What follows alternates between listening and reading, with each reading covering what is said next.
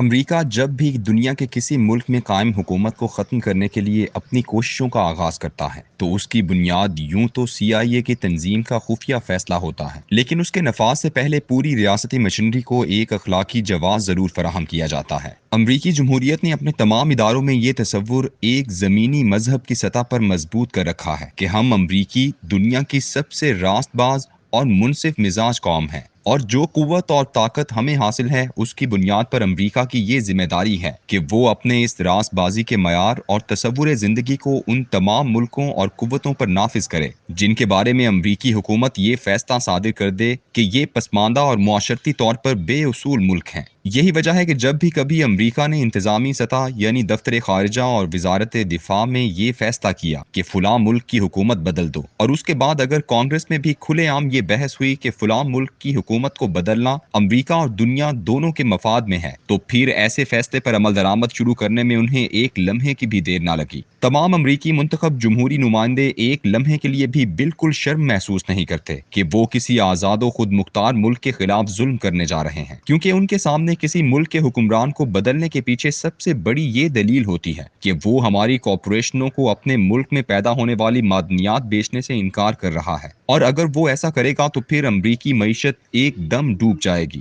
لاکھوں لوگ بے روزگار ہو جائیں گے، یہاں تک کہ ہم اپنے شہریوں کا علاج معالجہ بھی کرانے کے قابل نہیں رہیں گے۔ اسی لیے فوری طور پر یہ ضروری ہے کہ طاقت یا ترکیب استعمال کر کے اس گستاخ حکمران کو بدل کر اس ملک میں ایک ایسا حکمران لایا جائے جس کے اقتدار میں آنے کے بعد ہماری معیشت کا پہیہ چلتا رہے۔ حیرت کی بات یہ ہے کہ جب بھی امریکہ نے کسی ملک میں حکومت کو تبدیل کرنے کا آپریشن شروع کیا، اس کے اپنے میڈیا نے بھی اس کا اخلاقی جواز فراہم کیا، اور اس کے جمہوری اراکین کانگریس نے بھی ڈیسک بجا کر اس کی حمایت کی۔ اس خفیہ یا کھلے عام آپریشن میں ان غریب ملکوں میں جتنے بھی معصوم لوگ مارے جائیں، امریکی اشرافیہ اور عوام اسے جائز، درست اور دنیا کی بہتری کے لیے ضروری سمجھتے ہیں، اور امریکی عوام کی اکثریت کے دلوں میں ذرا ملال تک نہیں آتا۔ یہی نہیں بلکہ وہ امریکی سینیٹر جو کٹر عیسائی رجحانات رکھنے والے ہوتے ہیں، وہ اس کارروائی کا جواز انجیل مقدس کی آیات سے نکالتے رہتے ہیں۔ پہلی جنگ عظیم میں امریکہ کئی سال جنگ سے بالکل علیحدہ تھا، لیکن پھر ایک دم اس نے 1917 میں جرمنی کے خلاف جنگ کا حصہ بننے کا اعلان کر دیا۔ امریکی صدر ووڈرو ولسن نے کانگریس میں تقریر کرتے ہوئے کہا، "There is a mighty task before us.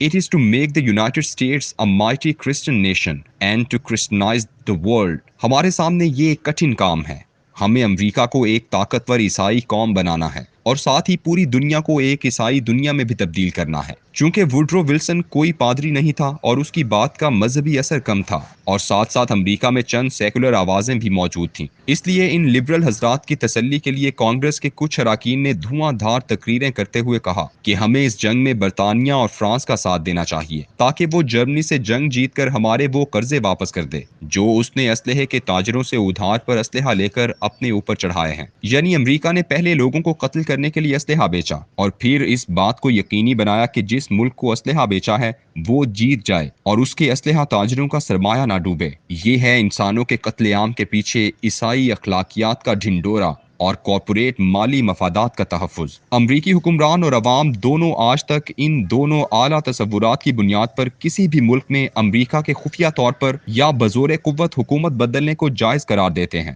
Woodrow Wilson کی جنگ عظیم میں شرکت سے لے کر جارج بش کے صدام حسین کے خلاف حکومت بدلنے کے لیے عراق میں فوجیں اتارنے تک ایک دفعہ بھی ایسا نہیں ہوا کہ امریکہ یا اس کے حواریوں نے کبھی شرمندگی کا اظہار کیا ہو یا وہ ایسی تمام جنگوں کو انسانیت کے خلاف جرم سمجھتے ہوں۔ ان کے نزدیک تو امریکی مفادات ہی دراصل اخلاق، انصاف اور مذہب ہیں۔ گزشتہ 50 سالوں میں امریکہ نے خود کو اس قدر دنیا کے ممالک میں پھیلا لیا ہے کہ اب اسے کسی ملک پر بہت کم ہی براہ راست حملے کر کے حکومت بدلنے کی ضرورت پڑتی ہے۔ اس نے دنیا بھر کے ممالک میں اپنے غلام، ٹوڈی، کاسا لیس، بکاؤ اور غدار خرید رکھے ہیں۔ امریکہ کی یہ سرمایہ کاری 3 طبقات میں ہے: سیاستدان یا اہم سیاسی گروہوں کے قائد، صحافی اور اس ملک کی مسلح افواج۔ ان تینوں کو مراد دینے، سرمایہ فراہم کرنے اور خریدنے کے لیے الگ الگ پروگرام ترتیب دیے ہوئے ہیں اور الگ لاہ عمل ہیں۔ مسلح افواج کو پہلے اسلحے کی سپلائی اور فوجی ساز و سامان کی مدد کے ذریعے غلامی کی لت کا شکار کر کے اسے امریکی محبت کے نشے میں گرفتار کیا جاتا ہے، اور اس کی مسلح افواج یہ سمجھنے لگتی ہیں کہ ہم امریکی اسلحے کے بغیر بیکار ہیں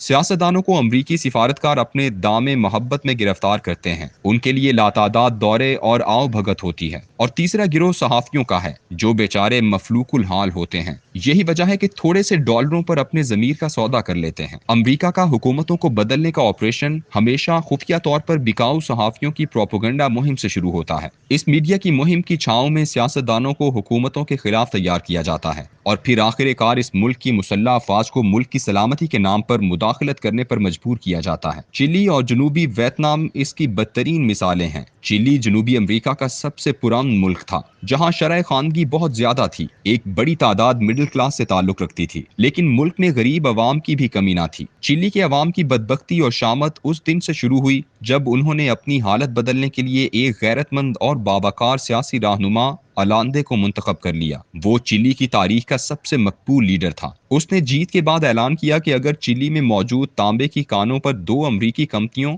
ایناکونڈا اور کینوکاٹ کا قبضہ ختم کر کے اسے قومی ملکیت میں لے کر اس کی تجارت سے حاصل کردہ دولت مستحق عوام میں تقسیم کی جائے، ان کے لیے پروگرام بنائے جائیں، تو چلی سے غربت بالکل ختم ہو جائے۔ اس کا یہ اعلان امریکیوں کو مشتعل کرنے کے لیے کافی تھا۔ امریکیوں کے نزدیک 2 گناہ ناقابل معافی ہیں۔ پہلا یہ کہ آپ اپنے عوام کے دلوں میں بستے ہوں، اور دوسرا یہ کہ آپ خوددار اور غیرت مند ہوں۔ جاری ہے۔